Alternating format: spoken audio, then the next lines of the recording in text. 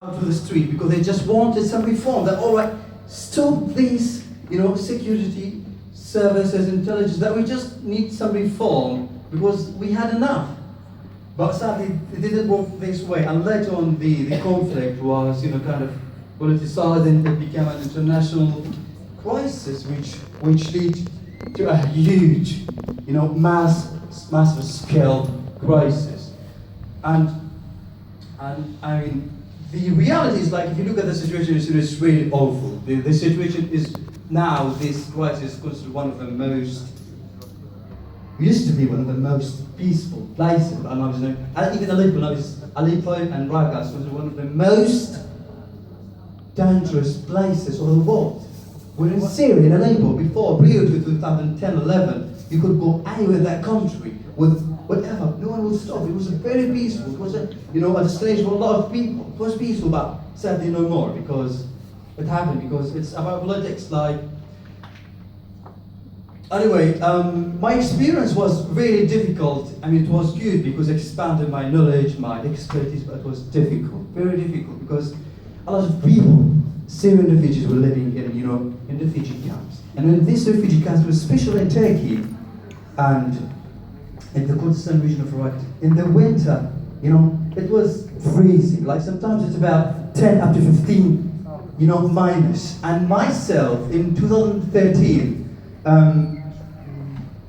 I buried myself 3 children because they were freezing. The Syrian children who came from, I think, from Hama, near Hama. They were, near between Hama and Aleppo, and they were freezing because there were no heating, there was nothing. And in the winter, in the summer, it was just scorching. Sometimes 55, 56, up to 58 degrees in Iraq, And imagine you, like a family, living in a small tent, with a father, sometimes six up to 10 people living in a tent. We've got nothing called privacy. Nothing called privacy at all. Imagine like your family living in a small tent,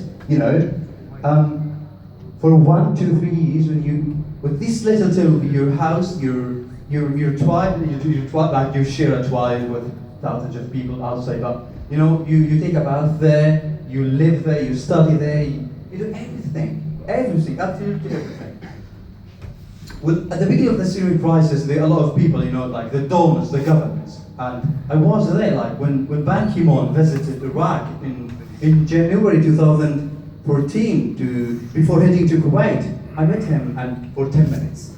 I just told him, I know that you're here today, tomorrow you're heading to Kuwait because you want to get money for donors. They want, because these people need to eat, to drink, shelter, education, schools, in the refugee camps, and even in non-camp settings. I told them, please, we need to stop this, because donors cannot support forever. Well, now, last year, according to the UN, the UN only met 30% of its need, the money that is needed to cover the Syrian crisis. That's why WFP started cutting, the food parcels. Education is kind of, is collapsing. The schooling system in camp and non-camp cities. Hundreds, now thousands of people in the refugee camps are going, stateless. They are stateless people, So I really, my journey, then I moved to my journey to the UK. It was an awful journey. It took me about 2 months to get to the UK. It was a very, very difficult. I had to go to pay smugglers to cross into Turkey, from there to Bodrum, to Greece, on a donkey, and meeting smugglers and people. And luckily, most of the journey have been documented on BBC Two, and which will be out soon, hopefully, March, I think. So I'll be able to share, the story of my journey. So I went. My journey was like a start. I paid a smuggler to smuggle me from the Kurdish areas in Syria, in Kamishli, into Turkey, because at that part the Turkish police were not allowing anyone to cross. Then I had to cross there. I paid a smuggler. Then from there to Bodrum, and in Bodrum I met another smuggler money on a donkey. Now I crossed into Coast Island. In Coast Island I met another smuggler. Then I moved to Athens. I met a smuggler. There I bought a Bulgarian fake passport. in Athens.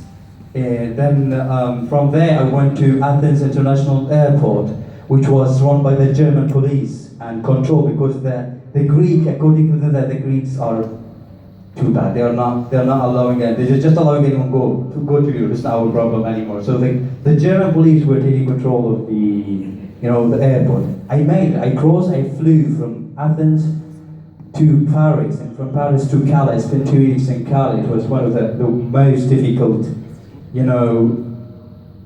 experience of my entire life. I spent 2 weeks there trying every day to cross from Calais. And the last night of my journey in Calais, an Egyptian smuggler, he put me in a tanker, Sarij in Arabic, Sarij, full of flour for 8 hours. It was me and 7 other people from Sudan, Eritrea, and after 7 hours there was no, couldn't call anyone, but I was like sinking in the flour for 7 hours, and they locked the door from up there, and I couldn't breathe, I couldn't call anyone because there was no reception.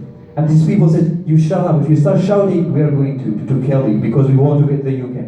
And eventually, after 7 hours, they realized that we are going to suffocate. We started suffocating. I just closed my eyes and I just started praying. I just need this chance. I'm not going to the UK. I don't want to leave. I just want to see my family for the last time.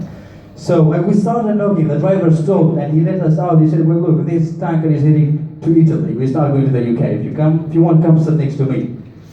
It was awful. Then I made it to Belgium, from Belgium to Germany, met my brother for the first time since 2010. He is now a refugee in Germany. Then I moved to Denmark. From there I crossed to the UK. And the story is really amazing because when I first came to this country, I've been granted asylum. The thing is that a lot of people, I've got calls from a lot of people. I've been to the House of Parliament, I've been to the House of Lords, I've been MPs and TV. I told about my experience about the suffering of these people, that we need to stop it. That Europe, the UK, they cannot say welcome refugees forever. We need to solve the sources of this problem. We need to look at why these people are fleeing. Like, you cannot be welcoming forever. If this is going to be the case, then in 5 years from now we can have 20 million people leaving Syria and coming to Europe because they didn't have a choice. This is not going to be. We need to find a solution to put pressure on governments because bombing and stuff like that. We got Iraq, we got Libya, and now Syria. So we need to raise our voices. We need to stop this. It's really because politicians are really destroying it, and we need to normal people, because we're really making a difference. Like, I'm living with an English family for the last 2 months. I'm just living with them. This family, their parents fled the Nazis in Germany, and now they said, come live with us because we need to pay it forward. My parents were refugees and they just became refugees, and I'm living with them. And tomorrow, anyone of you could wake up and become a refugee. It's not true that you to be a refugee. You just wake up one day and you do it. And for me, I had to flee the country because I didn't want to fight. It started as an uprising, but now it's a civil war. It's honestly a civil war. We've got government, and then it becomes like a micro world war. Fascists, Americans, British, Canadians, Turks, Qataris, blah blah blah. Everyone is fighting there. I am not ready to kill anyone for whatever reason. Why would kill someone who used to be a friend of mine now because he's got a different ideology? I'm going to kill him. I'm not going to kill anyone. And this is the case of a lot of Syrians. That's why millions of Syrians are staying in the neighboring countries in the hope that this war would come to an end very soon, so they go back to their country, to their home, to their homeland, their people, their friends. Why would someone